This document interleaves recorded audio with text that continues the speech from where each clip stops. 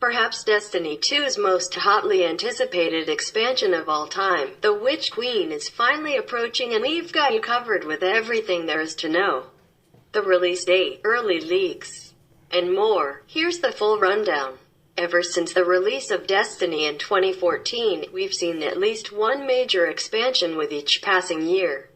From the Dark Below all the way through to Beyond Light, Bungie has delivered new storylines and pushed gameplay in new directions to keep the experience fresh. Next on the horizon is the Witch Queen expansion, as Savathun is set to take over. Teasers for the Hive gotta been prevalent from day one, and now the ominous foe is finally ready to make her debut. From the direction of the next expansion to early leaks and more, here's everything you need to know about the Witch Queen in Destiny 2. The expansion will revolve around Savathun, the Witch Queen, the sister of Oryx, who was the antagonist of the original Destiny's 2014 first major expansion, The Taken King 2015. The expansion will add new content across the game, including new missions, player versus environment locations, player versus player maps, player gear, weaponry, and a new raid. There are also 4 planned seasons of content to be released throughout the year.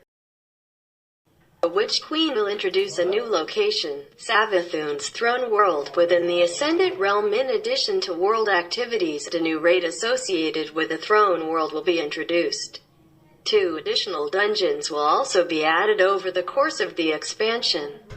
New and existing story content will be expanded with a new legendary difficulty, designed to be challenging for single players but with improved rewards for completing.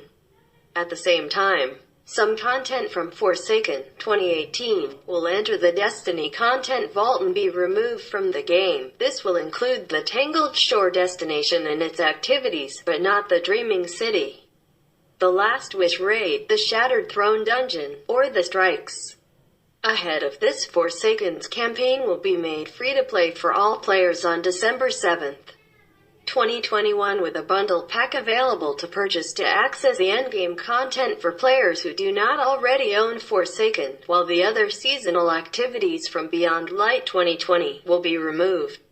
With the Witch Queen, the Battlegrounds activity from Season of the Chosen, Season 13, will remain as a vanguard operations with the other existing strikes.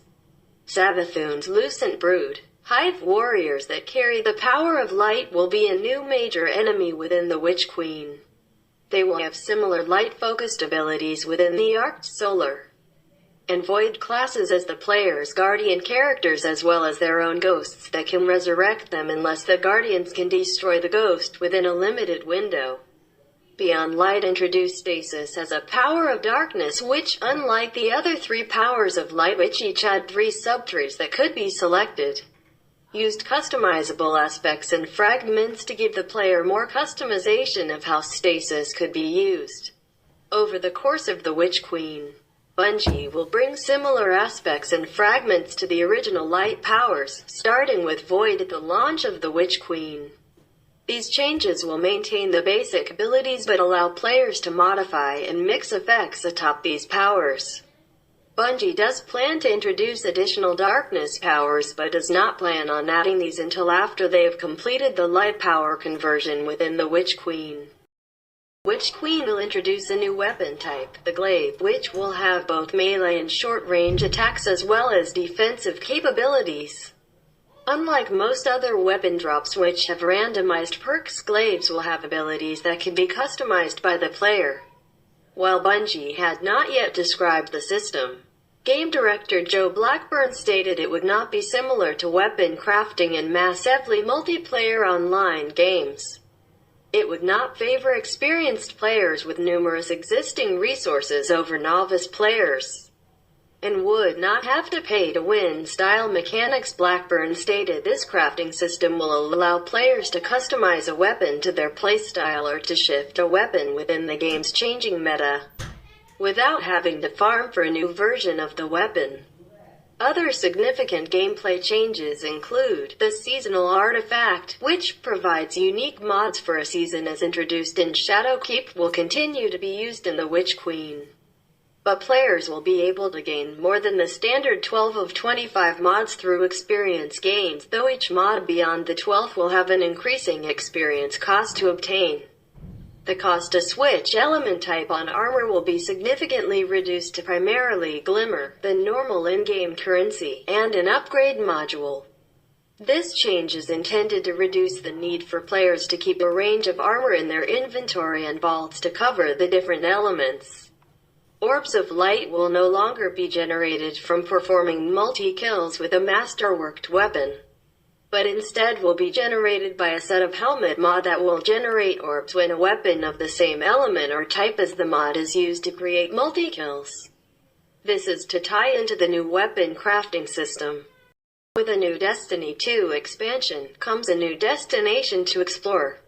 This time, the Witch Queen isn't adding a place in our solar system but is instead bringing in Savathun's throne world.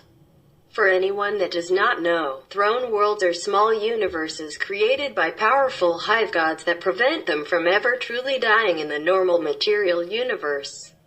However, if they die in their throne world, that means game over forever. This new location is described as an uncharted wonderland of secrets and lies and features a grand palace, overgrown swamps, and a lone pyramid ship from the Darkness Black Fleet. In the Witch Queen campaign, you'll be journeying to Savathun's throne world to uncover more about her lies alone or with friends. And even on a harder difficulty, a legendary difficulty campaign option will also be available and will reward players for their efforts if they emerge successful. In this mode, enemies hit harder. Respawning is heavily restricted, and enemies scale in difficulty depending on how many of you are in the fire team.